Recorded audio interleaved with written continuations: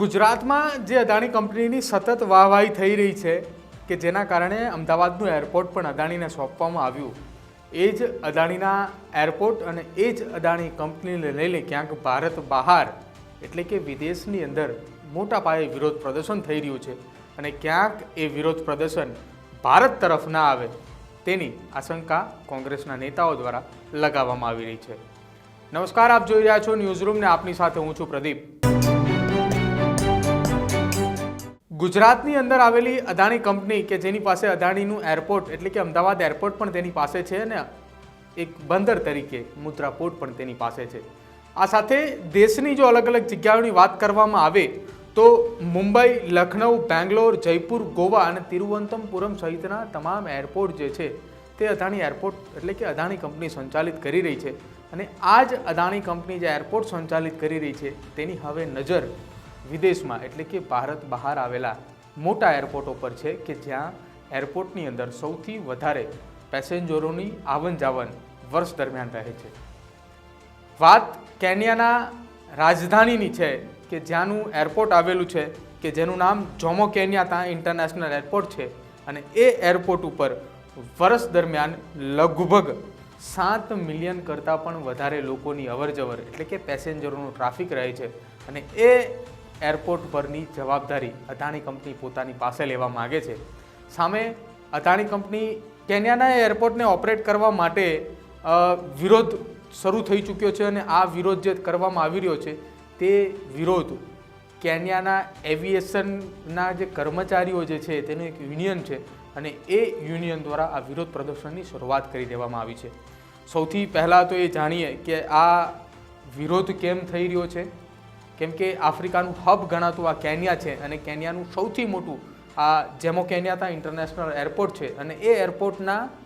નવીનીકરણ માટે અદાણી ગ્રુપ ત્યાં પહોંચ્યું છે અને તેને લઈને આખો એક વિરોધ થઈ રહ્યો છે। શું છે આ એરપોર્ટને લઈને વિરોધ થઈ રહ્યો છે જેમો કેન્યાતા, એની વિશે સૌથી પહેલાં જાણીએ તો 7.5 લાખ મિલિયન પેસેન્જરોની અવર જવર ધરાવતું આ ઇન્ટરનેશનલ એરપોર્ટ છે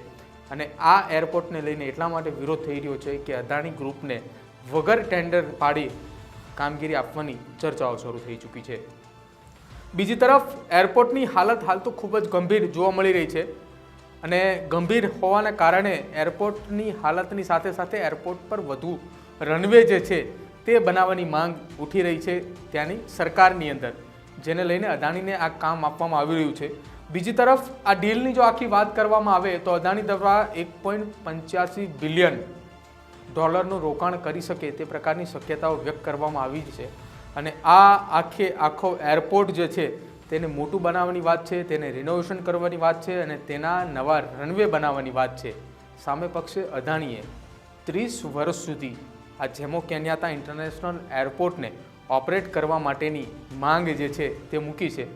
આ સંપૂર્ણ માંગ જે અદાણી કંપની દ્વારા મૂકી અને સામે પક્ષે કેન્યા દ્વારા જે રજૂઆત કરવામાં આવી, આ તમામની વચ્ચે કેન્યાના એવિએશન યુનિયન દ્વારા એક વિરોધ પ્રદર્શન જે છે તે સતત ચાલી રહ્યું છે અને આ વિરોધ પ્રદર્શન એટલા માટે ચાલી રહ્યું છે કે જો અદાણી ગ્રુપ કેન્યાના આ એરપોર્ટની જવાબદારી આપવામાં આવશે તો ક્યાંક કેન્યાના નાગરિકો જે છે જેની કેન્યાના એરપોર્ટ પર નોકરી છે તે નોકરી પણ તેમની પાસે જતી રહેશે અને કેન્યાના બહારના લોકો આવશે અને ત્યાં એરપોર્ટ પર નોકરી કરશે। આ આખી વાતને લઈને ત્યાં વિરોધ ચાલી રહ્યો છે।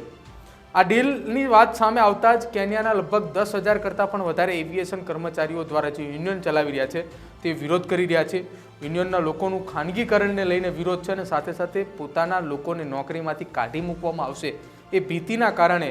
આખો વિરોધ થઈ રહ્યો છે। બીજી તરફ આ ડીલની સીધી રીતે જો વાત કરવામાં આવે તો યુનિયન એવું પણ કહી રહ્યું છે કે આ ડીલ કેન્યાની સરકારે કોઈ પણ ટેન્ડર વગર કરવામાં આવી છે। જો કેન્યાની સરકાર ધારે તો આ ડીલને એક ટેન્ડર પાડવામાં આવે અને ટેન્ડર પ્રક્રિયા બાદ જ આ ડીલ કરવામાં આવે, પરંતુ કેન્યાની સરકાર દ્વારા સીધી આ ડીલ જે છે તે અદાણી સાથે શરૂઆત કરતાની સાથે જ કેન્યાની અંદર આ વિરોધ પ્રદર્શન જે છે તે થઈ રહ્યું છે। કેન્યા સરકારના આ યુનિયન અને કેન્યાની સરકારના જે મંત્રીમંડળના મંત્રીઓ જે છે તેમની સાથે એક મિટિંગ પણ થઈ હતી અને આ મિટિંગની અંદર વાટોઘાટો કરવામાં આવ્યો હતો એટલે કે વાતચીત કરવામાં આવી હતી, પરંતુ આ વાતચીત જે છે તે નિષ્ફળ રહી। વાતચીત નિષ્ફળ રહેતાની સાથે જ કેન્યાના આ જે એવિએશનના યુનિયનના કર્મચારીઓ જે છે તે તમામ કર્મચારીઓ વિરોધ કરતાં કરતાં એરપોર્ટ સુધી પહોંચી ચૂક્યા હતા. જો કે એરપોર્ટ ખાતે મોટી સંખ્યાની અંદર પોલીસનો ત્યાં બંદોબસ્ત ગોઠવી દેવામાં આવ્યો હતો અને તમામ લોકોને અટકાવવામાં આવ્યા હતા. ત્યારે હવે આજે કેન્યાની અંદર જે વિરોધ થઈ રહ્યો છે એ વિરોધ ભારત તરફ ના વળે તેને લઈને કોંગ્રેસના મોટા નેતા જયરામ રમેશ દ્વારા એક નિવેદન આપવામાં આવ્યું છે કે વિદેશ વેપારને યાદ કરવામાં આવ્યો છે. અદાણીના જૂના વિદેશ વેપારને યાદ કરવામાં આવ્યો છે અને તેમાં કહેવું છે ટ્વીટ કરીને કે આ બંને નોન બાયોલોજિકલ પ્રધાનમંત્રી અને અદાણીની મિત્રતા એ વિશ્વ પ્રિયતા એટલે કે તમામ દેશ સુધી પહોંચી ચૂકી છે કે બંનેની મિત્રતા કઈ પ્રકારની છે અને એ બંનેની મિત્રતાના કારણે અદાણીને કેટલા કામ આપવામાં આવી રહ્યા છે. આ પ્રકારનું ટ્વીટ જયરામ રમેશ દ્વારા કરવામાં આવ્યું છે. જયરામ રમેશના આ ટ્વીટને લઈને એક ખળભળાટ મચી ચૂક્યો છે દેશભરની અંદર કે કેન્યામાં આ પ્રકારનું વિરોધ પ્રદર્શન ચાલી રહ્યું છે, પરંતુ દેશના લોકોને કોઈ પણ પ્રકારની જાણ ન હતી કે જ્યારે જયરામ રમેશે ટ્વીટ કર્યું ત્યારથી દેશના નાગરિકોને પણ જાણ થઈ છે કે અદાણી જે છે તે હવે ભારત સહિત બહારના દેશોની અંદર પણ એરપોર્ટની જવાબદારી જે છે તે લઈ રહ્યું છે અને તેના કારણે કેન્યાની અંદર વિરોધ થઈ રહ્યો છે. બીજી પક્ષે આ તમામની વચ્ચે OCCRPનો એક અહેવાલ પ્રસિદ્ધ થયો છે અને રિપોર્ટમાં જાણવા મળ્યું છે કે આ અંગે અદાણીએ 30 ઓગસ્ટના રોજ પોતાની એક સબસિડી કંપની જે છે તે બનાવી છે કે એરપોર્ટ ઇન્ફ્રાસ્ટ્રક્ચર નામની PLC નામની એક કંપની જે છે તે રજીસ્ટર કરવામાં આવી છે અને સામે પક્ષે કેન્યાની એક સબસિડી કંપની જે છે કે જે અબુધાબીની company global airport operator LLC નામની કંપની જે છે કે જે બંને વચ્ચે વાટોઘાટો થઈ ચૂક્યો છે અને જેને લઈને 7 ઓગસ્ટના રોજ એક અબુધાબીની આ કંપની ગ્લોબલ એરપોર્ટ નામની જે છે તેને સેટઅપ કરવામાં આવી રહી છે કે સામે બીજી પક્ષે અદાણીની એક કંપની કે જેને 30 ઓગસ્ટે એક સેટઅપ કરવામાં આવ્યું છે અને હવે આ બંને કંપનીઓ સાથે મળીને આગળની કાર્યવાહી એટલે કે આ એરપોર્ટની જવાબદારી અદાણીને આપવામાં આવશે. આ પ્રકારની વાટોઘાટો જે છે તે ધીમે ધીમે આગળ વધી રહી છે. જ્યારે બીજી તરફની વાત કરવામાં આવે તો OCCRPના એક અહેવાલમાં એ પણ જાણવામાં આવ્યું છે કે કેન્યાના 16 જેટલા અધિકારીઓ એ ભારત આવી ચૂક્યા છે અને ભારતની અંદર અદાણી પાસેની બેંકની ડિટેલની સાથે સાથે અદાણીનું નામના કેવી છે, અદાણીના વ્યવહાર કેવા છે, આ પ્રકારની તમામ વિગતો અહીંયા આવીને મેળવી રહ્યા છે. જો આ તમામ પ્રકારની વિગતો અને તેમની જે રિપોર્ટ્સ જે છે તે હકારાત્મક જણાશે તો આગામી સમયની અંદર અહીંયા જે 16 અધિકારીઓ દ્વારા અદાણી સાથે એ એગ્રીમેન્ટ સાઇન કરવામાં આવશે કે કેન્યાનું જેમોકાર્તા ઇન્ટરનેશનલ એરપોર્ટ જે છે કે તેની સુધારણા કરવામાં આવશે, તેનું રિનોવેશન કરવામાં આવશે અને તેની કામગીરીની પક્ષે અદાણીને એ એરપોર્ટ 30 વર્ષ સુધી ઓપરેટ કરવા માટે આપવામાં આવશે. જો કે કેન્યા એવિએશન વર્કર યુનિયનના સેક્રેટરી મોસ નરેમનું એ કહેવું છે કે આ ખૂબ જ ઉતાવળોભર્યું નિર્ણય છે. આ નિર્ણયના કારણે કેન્યાની અંદર કેન્યાના લોકો જે છે તે પોતાની નોકરી ખોઈ બેસશે અને આ નોકરી ખોઈ બેસતાની સાથે કેન્યાની અંદર બહારના દેશોના નાગરિકો આવશે અને નોકરી કરશે કે જેથી કેન્યાના લોકોનું અસ્તિત્વ જોખમમાં મુકાઈ રહ્યું છે. આ સાથે સાથે કેન્યામાં જે વિવાદ ચાલી રહ્યો છે તે વિવાદ ક્યાંક ભારત તરફ ના આવે તેને લઈને કોંગ્રેસના નેતાનું તો ટ્વીટ કરવામાં આવ્યું જ છે, પરંતુ અન્ય નાગરિકો પણ હવે કહી રહ્યા છે કે ક્યાંક આ આંતરરાષ્ટ્રીય મુદ્દો જે છે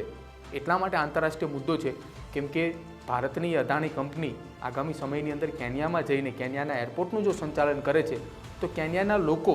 મોટા પાયે જો વિરોધ પ્રદર્શન કરે છે તો આ મુદ્દો ઇન્ટરનેશનલ લેવલ સુધી જશે અને ક્યાંક જો આ મુદ્દો ઇન્ટરનેશનલ લેવલ સુધી જશે તો આનો વિરોધ પ્રદર્શનના પડઘા પણ ભારત તરફ પડી શકે એ પ્રકારની સંભાવનાઓ દેખાઈ રહી છે.